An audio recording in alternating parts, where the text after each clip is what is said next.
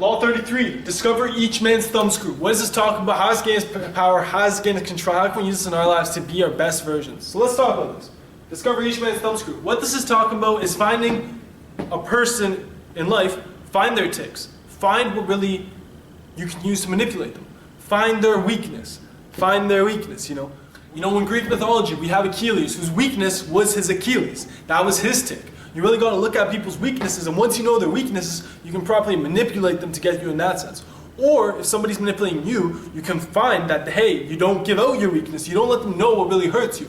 Because what hurts you will make you stronger, but you don't want other people to really push you down, pull you around, and just drag you around like a rag doll. You got to be yourself. You got to be your best version. To do that, you got to have control over yourself. So let's talk about it. In order to find another man's or another woman's thumbscrew, their own tick, you really got to observe, you got to listen, you got to observe what's really going on. By you observing what's going on, you're able to more see how they talk, what they talk about, what their mind flows, what their thoughts are going through.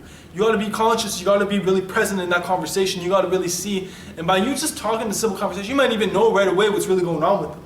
That's how it's going, You really got to analyze them, like psychology, and you really got to look at what they're really talking about, how they're talking about it, and what's going on.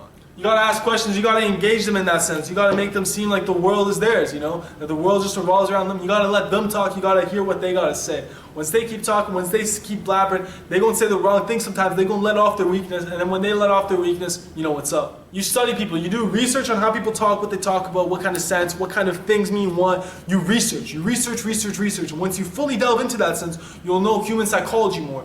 And it's not just to manipulate someone, but it's also to get on someone's good side, it's also to get someone to be your friend, it's also to know if somebody's angry at you, mad at you, happy with you. You're able to really see without talking, because words speak a lot, actions speak a lot, but psychology speaks way more, especially if you're in the game with it. And then once you know all that information, use that information, Once you use that information, use it to what you want to use it to.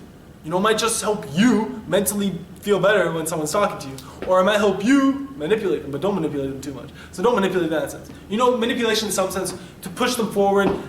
I would say there's good manipulation, I would say there's bad manipulation. I would say good manipulation is if you're pushing somebody to achieve their goals, and you're manipulating them to achieve the goals that they want. But I don't want you to just drag people around like they're dragging you. I want you to realize that somebody's dragging you around. I want you to step out of that. That's what I'm really posting this content for. I'm posting this content so y'all can step out of the trap that's going on. So, discover each man's thumbscrew, and don't give out your thumbscrew, man. Don't do that. So I love you. Take care. Catch you later.